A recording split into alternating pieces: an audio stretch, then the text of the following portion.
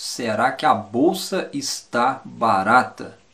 Pode ser que sim, mas talvez a pergunta certa a se fazer nesse momento é a seguinte: será que a bolsa pode ainda ficar mais barata?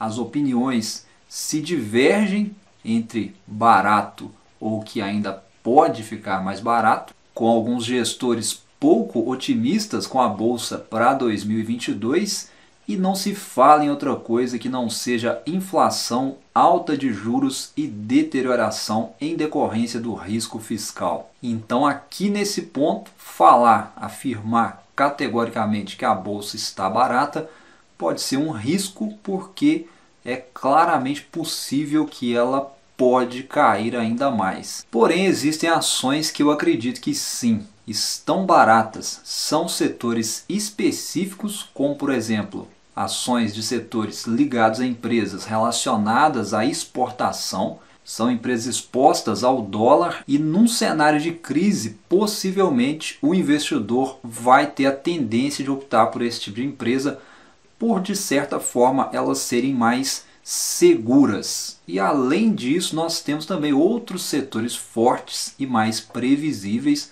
como é o caso dos bancões. Eles também reportaram alta relevante nos números e mesmo com projeções mais pessimistas, a expectativa em cima dos bancões para 2022 é de que eles vão seguir mantendo uma boa manutenção de crédito.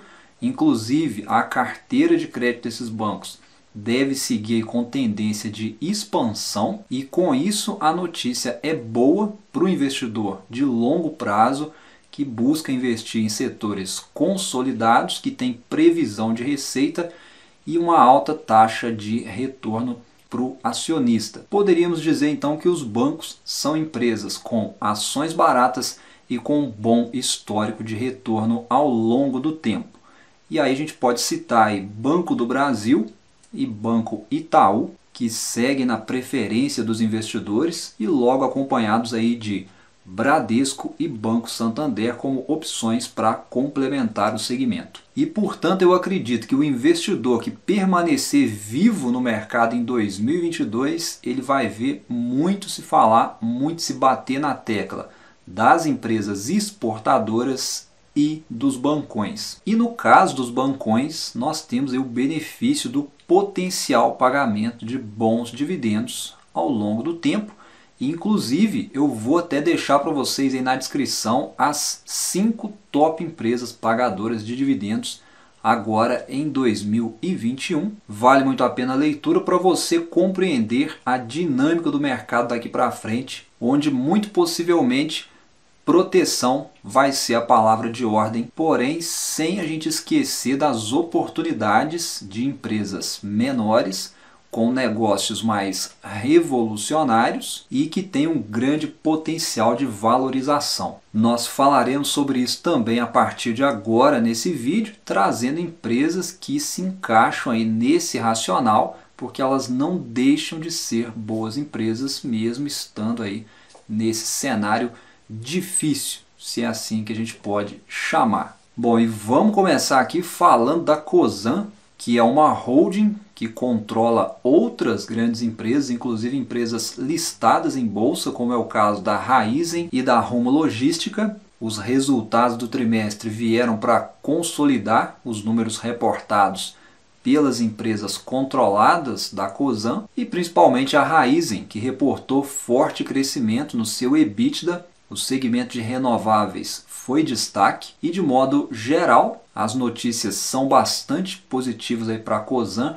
Em específico aqui, a Raízen, a companhia anunciou recentemente a aquisição de uma empresa no Paraguai, portanto ela está entrando por lá agora com postos da bandeira Shell. Já em relação à Rumo, recentemente a empresa assinou contrato para a extensão da Malha Norte, projeto que vai demandar investimentos aí de cerca de 9 a 11 bilhões. E a Cosan anunciou ainda recentemente uma nova estratégia de investimento através de uma estrutura de fundos de investimentos com a criação de uma joint venture para a exploração de minério de ferro no estado do Pará. E agora em novembro a empresa anunciou uma joint venture com a Porto Seguro para atuar no segmento de mobilidade por meio de um aporte de 300 milhões de reais na Mobitech. E ainda a Compass, que é outra controlada da Cosan, está atuando ativamente nos leilões das distribuidoras de gás estatais,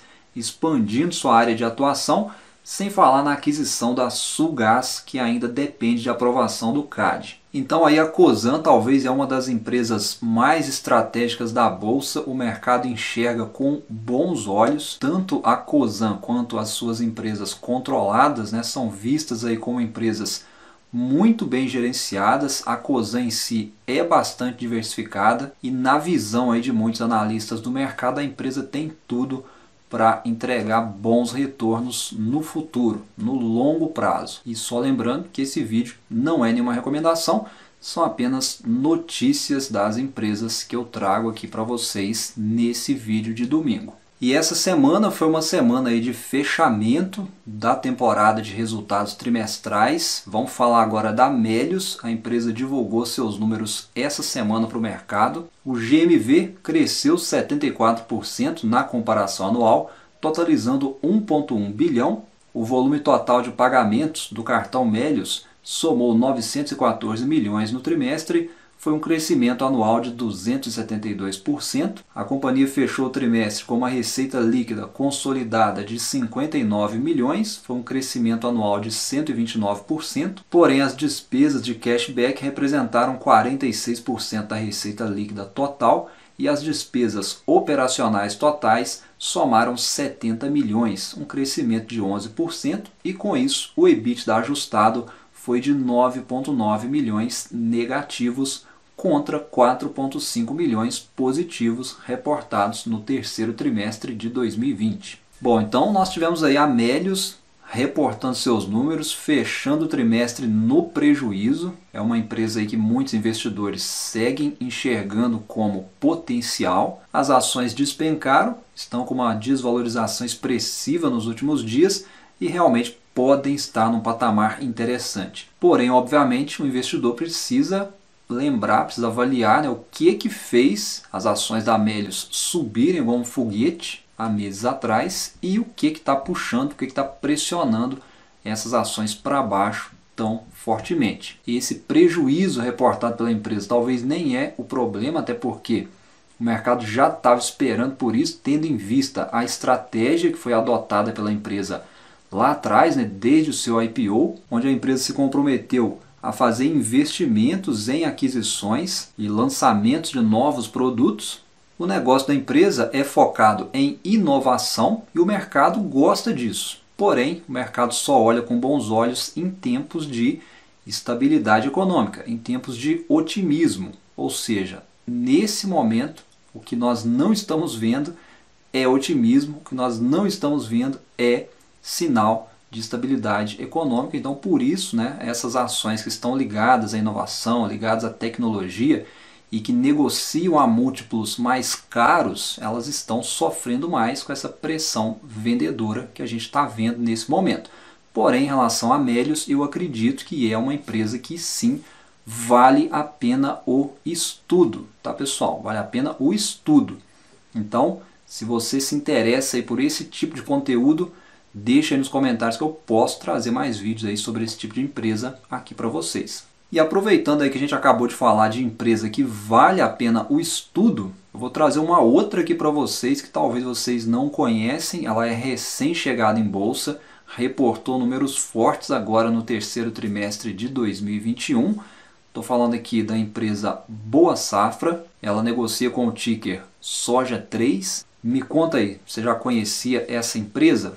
Vamos dar uma olhada aí nos números que vieram fortes. O volume vendido teve um aumento de 21,7% e a receita líquida dos últimos 12 meses chegou a 873,3 milhões. Foi um aumento de 55,7%. O EBITDA acumulado dos últimos 12 meses foi de 151,7 milhões, um aumento de 45,6%, e o lucro líquido acumulado dos últimos 12 meses foi de 135,6 milhões, um crescimento de 113,8%. Então aí, para quem não conhece essa empresa, ela está diretamente ligada, relacionada aí ao segmento do agronegócio, né, que é um setor de crescimento no longo prazo. É uma empresa de produção de sementes, atuante aí nas regiões do Centro-Oeste, Sudeste, Norte e Nordeste do país. Ela é reconhecida no mercado de sementes de soja, e a distribuição dessas sementes é realizada por cerca de 500 revendedores de produtos agrícolas que garantem a presença das suas sementes em estados que representam mais de 70% do território nacional. São algumas aí das informações principais para você conhecer um pouquinho mais dessa empresa,